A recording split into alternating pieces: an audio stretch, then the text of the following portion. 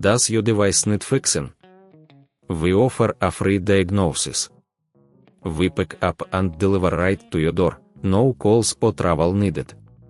We send you a quote before repairing, and only go ahead if you approve it. Easy, transparent, and professional. Link in description. Сьогодні ми розглянемо, як провести обслуговування ноутбука ASUS N7400P.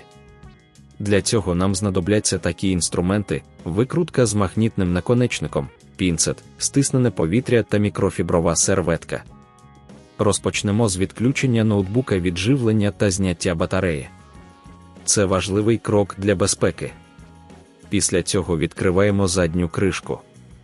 Використовуйте викрутку, щоб відкрутити всі гвинти.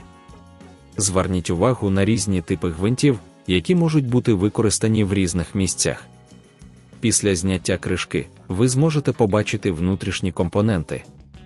Тепер, щоб очистити вентилятор і радіатор, використовуйте стиснене повітря. Це допоможе видалити пил, який може заважати охолодженню. Якщо ви помітили, що вентилятор забруднений, рекомендуємо використовувати пінцет для обережного видалення забруднень. Якщо вам здається, що це занадто складно, пам'ятайте, що ми пропонуємо професійну діагностику без зобов'язань. Ви можете звернутися до нас, і ми допоможемо вам з усіма етапами обслуговування. Після очищення перевірте термопасту на процесорі. Якщо вона висохла або зносилася, рекомендується замінити її. Нанесіть нову термопасту рівномірно, щоб забезпечити ефективне охолодження. Тепер, коли все готово, зберіть ноутбук назад. Переконайтеся, що всі гвинти на місці, і закрийте кришку. На завершення, якщо ви не хочете займатися цим самостійно, ми пропонуємо забір і доставку до вашого дому. Без дзвінків, без поїздок, просто залиште заявку, і ми все зробимо за вас. Не забудьте отримати кошторис перед ремонтом, щоб знати, які витрати вас чекають.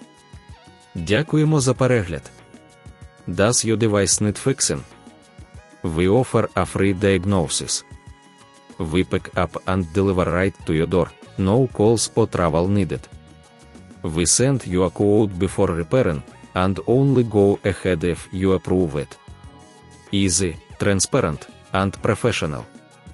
Link in description.